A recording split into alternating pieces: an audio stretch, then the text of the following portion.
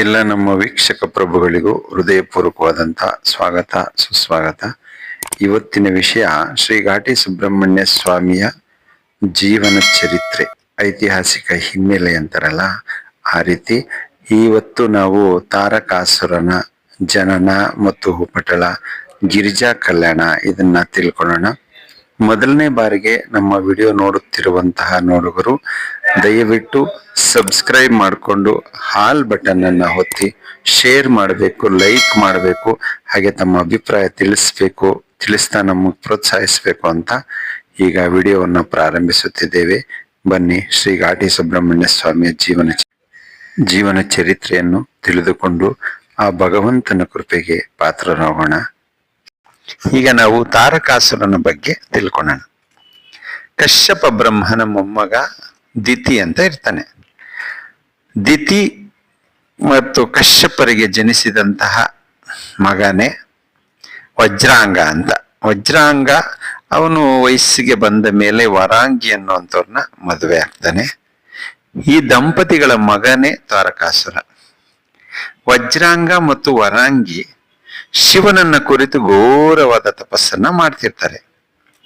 ಆಗ ಇಂದ್ರನಿಗೆ ಇದು ಸಹಿಸಲ್ಲ. ಇಂದ್ರ ಇವರ ತಪಸ್ಸನ್ನ ಏನಾದ್ರೂ ಮಾಡಿ ನಾನು ಮುರಿಲೇಬೇಕು ಅಂತ ನಿಶ್ಚಯ ಮಾಡಿ ಕಪಿಯ ವೇಷದಲ್ಲಿ ಬಂದು ಅವರು ವಾಸಿಸ್ತಾ ಇರ್ತಾರಲ್ಲ ಕುಟೀರ, ಅದನ್ನೆಲ್ಲ ಧ್ವಂಸ ಮಾಡ್ತಾನೆ. ಆದ್ರೂ ಅವನಿಗೆ ಯಾಕೋ ಸಮಾಧಾನ ಆಗಲ್ಲ. ಇನ್ನೂ ಇವ್ರಿಗೆ ತೊಂದರೆ ಕೊಡ್ಬೇಕು ನಾನು ಅಂತ ಯೋಚನೆ ಮಾಡಿ ಮಾಯಾವಿ ಸರ್ಪ ಆಗ್ತಾನೆ. ಮತ್ತೆ ಮಾಯಾವಿ ಸರ್ಪ ಆದಾಗ ವರಾಂಗಿ ಅಂದ್ರೆ ವಜ್ರಾಂಗ ಮತ್ತು ವರಾಂಗಿ ಇಬ್ರು ಸಹ ತಪಸ್ ಮಾಡ್ತಿರ್ತಾರಲ್ಲ, ಆ ವರಾಂಗಿನ ಕಚ್ತಾನೆ. ಕಪಿಯಾಗಿ ಅದನ್ನ ಕುಟೀರವನ್ನ ಹಾಳು ಮಾಡಿದ್ದೊಂದು ಕಡೆ ಆದ್ರೆ ಕಚ್ಚೋದೊಂದು ಕಡೆ. ಈ ರೀತಿ ಮಾಡಿದ್ರಿಂದ ಆ ದಂಪತಿಗಳಿಗೆ ತುಂಬಾ ಕೋಪ ಬರುತ್ತೆ, ತುಂಬಾ ಬೇಜಾರಾಗುತ್ತೆ.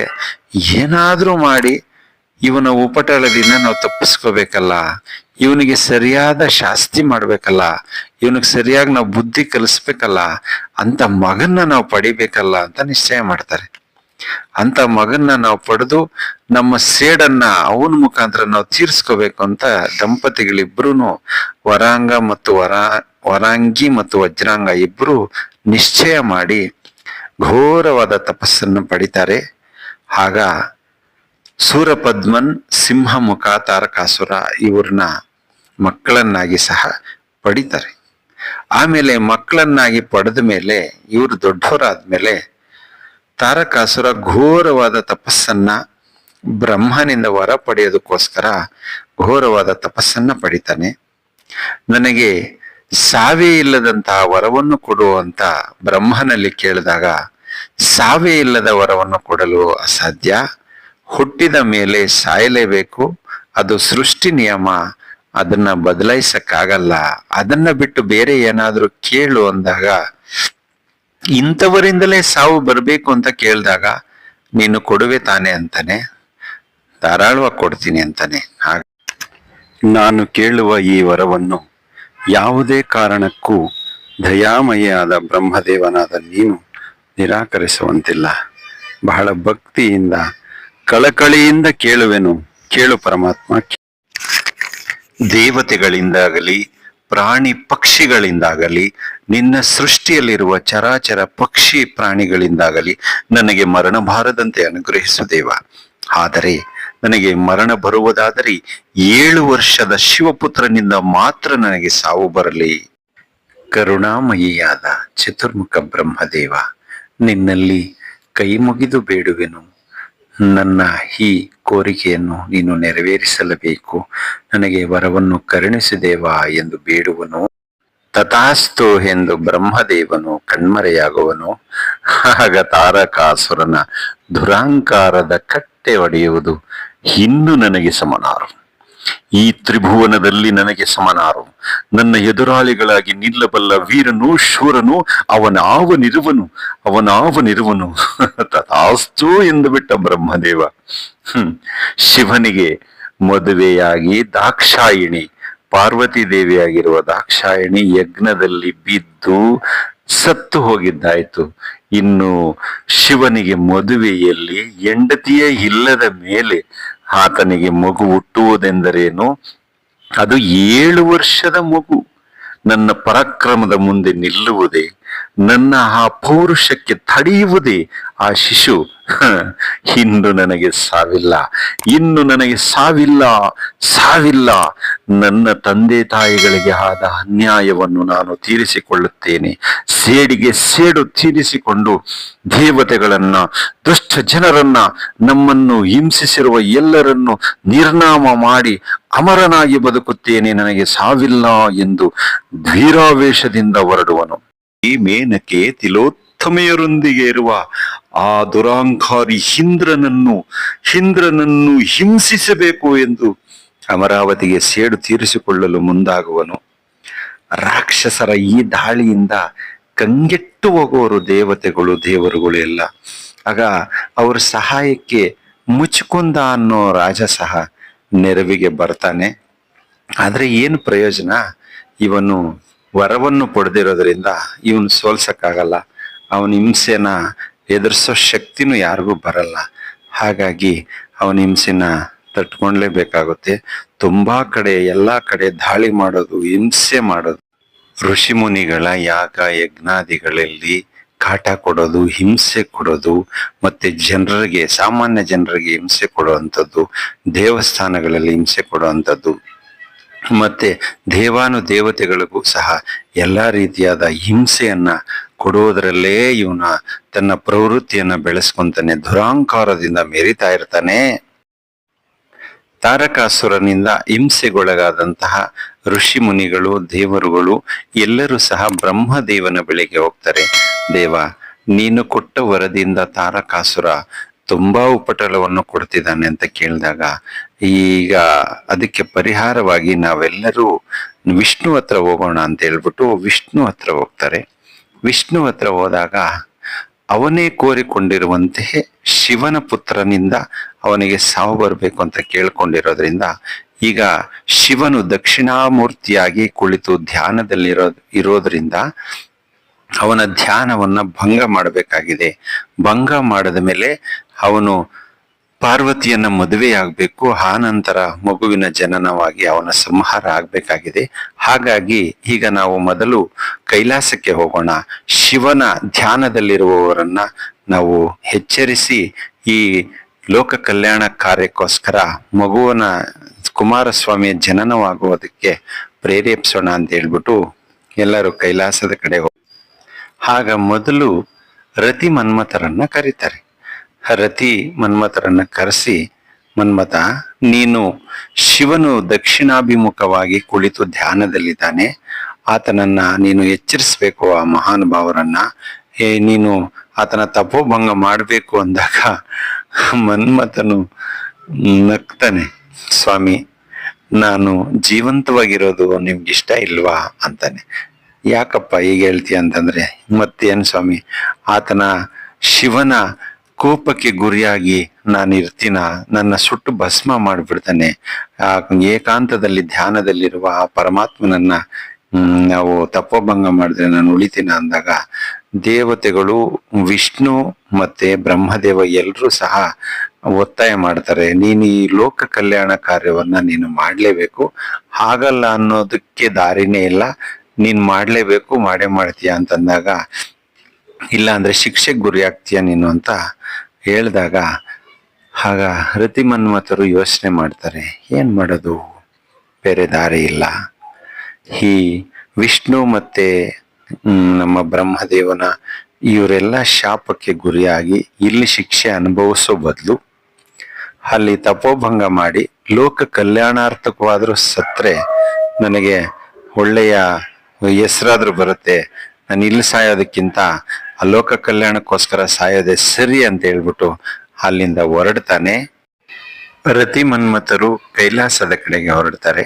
ನಂದೀಶ್ವರನು ಎದುರಾಗ್ತಾನೆ. ನಂದೀಶ್ವರನ ಸಲಹೆಯಂತೆ ಅವರು ಶಿವಭವನವನ್ನ ಪಶ್ಚಿಮದಿಂದ ಪ್ರವೇಶ ಮಾಡ್ತಾನೆ. ಅಲ್ಲಿ ಶಂಭುವು ವೀರಾಸನದಲ್ಲಿ ಕೂತು ಅಲೆಗಳಿಲ್ಲದ ಸಮುದ್ರದಂತೆ ಶಾಂತನಾಗಿರ್ತಾನೆ. ಆತನ ದರ್ಶನ ಮಾತ್ರದಿಂದ ಕಾಮನನ ಕೈಕಾಲುಗಳು ನಡುಗ್ತಾ ಇರ್ತವೆ. ಇದನ್ನ ನೋಡಿದಂತಹ ರತಿ ಬೇಸರ ಪಟ್ಕೊಂತಾಳೆ, ನನ್ನ ಗಂಡನಿಗೆ ಏನಂತ ಸ್ಥಿತಿ ಬಂತು ಅಂತ. ಅಷ್ಟರಲ್ಲಿ ಕಾಮನ ಮತ್ತೆ ಚೇತರಿಸ್ಕೊಂಡು ಎದ್ದು ನಿಂತ್ಕೊಳ್ತಾನೆ, ಬಾಣಗಳನ್ನ ತಗೊಂತಾನೆ. ಹತ್ತಿರಕ್ಕೆ ಹೋಗಿ ಸುರಹೊನ್ನೆ ಎಂಬ ಮರದ ಹಿಂದೆ ಅಡಗಿ ತನ್ನ ಶಕ್ತಿಯನ್ನೆಲ್ಲ ಒಟ್ಟುಗೂಡಿಸಿ ಸಂಮೋಹನ ಶಸ್ತ್ರವನ್ನ ಶಿವನ ಮೇಲೆ ಪ್ರಯೋಗಿಸ್ತಾನೆ. ಕೂಡಲೇ ಆತನ ಎಡಗಣ್ಣು ಅದರಕ್ಕಾರಂಭಿಸುತ್ತೆ. ತುಂಬಾ ಭಯ ಬೀಳ್ತಾ ಇರ್ತಾನೆ. ಎಡಭುಜ ಒಂದ್ ರೀತಿ ಹಾರೋಗುತ್ತೆ. ಆಗ ಅವನಿಗೆ ಅರ್ಥವಾಗ್ಬಿಡುತ್ತೆ, ನನ್ನ ಸರ್ವನಾಶ ಖಂಡಿತ ಈಗ ಆಗುತ್ತೆ ಅಂತ ತುಂಬಾ ಭಯ ಪಡ್ತಾನೆ. ಆದ್ರೂ ಪರಶಿವನ ನಿಜರೂಪ ಕಂಡ ನನಗೇನು ಆಗಲಾರದು ಅಂತ ತನಗ್ ತಾನೇ ಧೈರ್ಯವನ್ನ ತಗೊಂತಾನೆ. ರತೀಶನಿಗೆ ಜೈವಾಗ್ಲಿ ಅಂತ ದೇವತೆಗಳು ಹಾರೈಸ್ತಾ ಇರ್ತಾರೆ ಅಲ್ಲಿ ನೋಡ್ತಾ ಇರೋಂಥವ್ರು. ಆಮೇಲೆ ಆ ಅಸ್ತ್ರವು ಶಿವನೆಡೆಗೆ ಹೋಗುವಷ್ಟರಲ್ಲಿ ಮಹಾದೇವ ಮೂರನೇ ಕಣ್ಣನ್ನ ಬಿಟ್ಬಿಡ್ತಾನೆ. ಅದರ ಕಿಡಿ ಬಂದು ಮನ್ಮಥನನ್ನ ಸುಟ್ಟು ಭಸ್ಮ ಮಾಡ್ಬಿಡುತ್ತೆ. ಆ ಭಸ್ಮದಿಂದ ಪಾರಿವಾಳದ ಬಣ್ಣದ ದಟ್ಟವಾದ ಹೊಗೆ ಅಲ್ಲಿ ಆವರಿಸುತ್ತೆ. ಆಗ ಇದನ್ನ ಹತ್ತಿರದಿಂದ ಕಂಡಂತಹ ರತಿ ಮೂರ್ಛೆ ಹೋಗ್ಬಿಡ್ತಾಳೆ. ಶಿವನು ರತಿಯ ಹತ್ತಿರ ಬಂದು ರತಿಯನ್ನು ಎಚ್ಚರಿಸಿ, ಮಗಳೇ, ನಿನ್ನ ಪತಿ ನನಗೆ ದ್ರೋಹ ಬಗೆದ ಕಾರಣ ನಾಶ ಹೊಂದಬೇಕಾಯ್ತು. ಹಾಗೆ ನಿನ್ನ ಪತಿಯನ್ನ ಬದುಕಿಸಿಕೊಡ್ತೀನಿ, ಸ್ವಲ್ಪ ಕಾಲ ನಿರೀಕ್ಷೆ ಮಾಡು ಅಂತ ಹೇಳಿ ಅಲ್ಲಿಂದ ನನಗೆ ಒಂದು ದೇವತಾ ಕಾರ್ಯವಿದೆ ಅಂತ ಹೊರಡ್ತಾನೆ. ಒಮ್ಮೆ ಕೈಲಾಸದಲ್ಲಿ ಶಿವನ ಒಡ್ಡೋಲಗದಲ್ಲಿ ಶಿವಗಣಗಳೊಂದಿಗೆ ಕುಳಿತಿದ್ದಾಗ ಪಕ್ಕದಲ್ಲೇ ಕುಳಿತಿದ್ದಂತಹ ದಕ್ಷಕನ್ನೇ ಪ್ರಭು ಅಂತಳೆ. ಏನು ತಾಯಿ, ಏನು ಅಂದಾಗ, ನಾನು ದಾಕ್ಷಾಯಿಣಿ ಅನ್ನುವ ಹೆಸರು ನನಗೆ ಯಾಕೋ ಶೋಭೆ ತರಲ್ಲ. ದಕ್ಷ ಬ್ರಹ್ಮನ ಮಗಳಾಗಿ ಹುಟ್ಟಿ ನಿಮ್ಮ ಮಾತನ್ನ ನಿರಾಕರಿಸಿ ಹೋಗಿದ್ದಕ್ಕೆ ನಾನು ಜೀವನದಲ್ಲಿ ಬಹಳ ನೊಂದಿದ್ದೀನಿ, ಬಹಳ ಬೇಜಾರು ಪಟ್ಕೊಂಡಿದ್ದೀನಿ. ಆದ್ರೆ ಆ ದೇಹವನ್ನ ತ್ಯಜಿಸಿ ಹೊಸ ದೇಹವನ್ನ ನಾನು ಪಡ್ಕೋಬೇಕು ಅಂತ ಆಸೆ ಪಡ್ತೀನಿ. ನನಗೆ ಈ ವರವನ್ನ ನೀವು ಕರುಣಿಸಿ ನನಗೆ ಮರು ಜನ್ಮವನ್ನ ಕೊಡಿ ಎಂದಾಗ ತಥಾಸ್ತು ಅಂತ ಆಶೀರ್ವಾದ ಮಾಡ್ತಾನೆ. ಆಗ ಹಿಮವಂತ ಮೈನಾದೇವಿ ಎನ್ನುವ ರಾಜಮನೆತನದವರು ಪಾರ್ವತಿಯನ್ನ ಮಗಳಾಗಿ ಪಡಿಬೇಕು ಅಂತ ತುಂಬಾ ವರ್ಷಗಳಿಂದ ಹಗಲಿರುಳೆನ್ನದೆ ಘೋರವಾದ ತಪಸ್ಸನ್ನ ಮಾಡ್ತಿರ್ತಾರೆ. ಅವರು ಏನೇ ಮಾಡು ತಾಯಿಯನ್ನ ನನ್ನ ಮಗಳಾಗಿ ಪಡಿಲೇಬೇಕು ಅಂತ ನಿಶ್ಚಯ ಮಾಡಿರ್ತಾರೆ. ಅದಕ್ಕೆ ಬೇಕಾದಂತ ಎಲ್ಲಾ ರೀತಿಯಾದಂತಹ ತಪಸ್ಸುಗಳನ್ನ ಮಾಡ್ತಿರ್ತಾರೆ. ಅವರ ತಪಸ್ಸಿಗೆ ಮೆಚ್ಚಿದಂತಹ ಆ ತಾಯಿ ಜಗನ್ಮಾತೆಯು ಪ್ರಸನ್ನಳಾಗಿ ಅಂತಃಕರಣದಿಂದ, ಎಲೈ ಭಕ್ತರೇ, ನಾನೇ ಶಿವನ ಪತ್ನಿ, ಶಿವಶಕ್ತಿ ಸ್ವರೂಪಳು, ಬಹು ಪುರಾತನಳು ಹಾಗೂ ಬ್ರಹ್ಮನ ಪ್ರಾರ್ಥನೆಯಂತೆ ನಾನು ದಕ್ಷನಿಗೆ ಮಗಳಾಗಿ ಹುಟ್ಟಿ ದಾಕ್ಷಾಯಿಣಿ ಎನಿಸಿದೆ. ಆದರೆ ಆತನೋ ಶಿವದ್ವೇಷಿಯಾದ್ದರಿಂದ ಆತನ ಸಂಬಂಧದ ದೇಹವನ್ನು ತ್ಯಜಿಸಿ ನಿಮಗೆ ಮಗಳಾಗಿ ಬಂದಿರುವೆ ಎಂದು ನುಡಿದಳು. ಆ ಕೂಡಲೇ 2 ಭುಜಗಳು 2 ನಯನಗಳಿಂದ ಕಪ್ಪಾದ ಕೇಶರಾಶಿಯನ್ನು ಹೊಂದಿದ ಸುಂದರವಾದ ಹೆಣ್ಣು ಮಗುವಾಗಿ ಲೋಕಮಾತೆ ಕಾಣಿಸಿದಳು. ಆ ಕ್ಷಣವೇ ಹಿಮವಂತ ಹಾಗೂ ಆತನ ಪತ್ನಿಗೆ ಆ ಹಿಂದೆ ಜರುಗಿದ ಈ ವಿಲಕ್ಷಣ ಅಲೌಕಿಕ ಸಂದರ್ಭಗಳೆಲ್ಲವೂ ಮರೆತು ಹೋಯಿತು. ಮಾತಾಪಿತರು ಜಗನ್ಮಾತೆಯ ಮಾಯಾ ಪ್ರಭಾವದಿಂದ ಮೋಹಿತರಾಗಿ ಪುತ್ರಿ ವಾತ್ಸಲ್ಯದಿಂದ ಮಂತ್ರಿ ಪುರೋಹಿತರ ಅಭಿಪ್ರಾಯದಂತೆ ಮಗುವಿಗೆ ನಾಮಕರಣ ಮಾಡಿದರು. ಪಾರ್ವತಿ ಎಂದು ಹೆಸರಿಟ್ಟರು. ಪಾರ್ವತಿಯು ದಿನಕ್ಕೆ ಶುಕ್ಲ ಪಕ್ಷದ ಚಂದ್ರನಂತೆ ಸರ್ವಾಂಗ ಸುಂದರಿಯಾಗಿ ಬೆಳೆಯತೊಡಗಿದಳು. ಈಕೆಗೆ 5 ವರ್ಷವಾದಾಗ ಪಾರ್ವತಿಯು ಶಿವನನ್ನು ಕುರಿತು ತಪಸ್ಸನ್ನು ಮಾಡಲು ಇಚ್ಛಿಸಿದಳು. ಅರಣ್ಯಕ್ಕೆ ಹೋಗ್ತೀನಿ ಎಂದಾಗ ತಂದೆ ತಾಯಿಗಳಾದ ಹಿಮವಂತ ಮತ್ತು ಮೈನಾದೇವಿ ತುಂಬಾ ದುಃಖಿತರಾಗ್ತಾರೆ. ನನ್ನ ಮಗಳನ್ನ ಹೇಗೆ 5 ವರ್ಷಕ್ಕೆ ಕಾಡಿಗೆ ಕಳಿಸೋದಂತ ತುಂಬಾ ಯೋಚನೆಯಲ್ಲಿ ಮುಳುಗ್ತಾರೆ.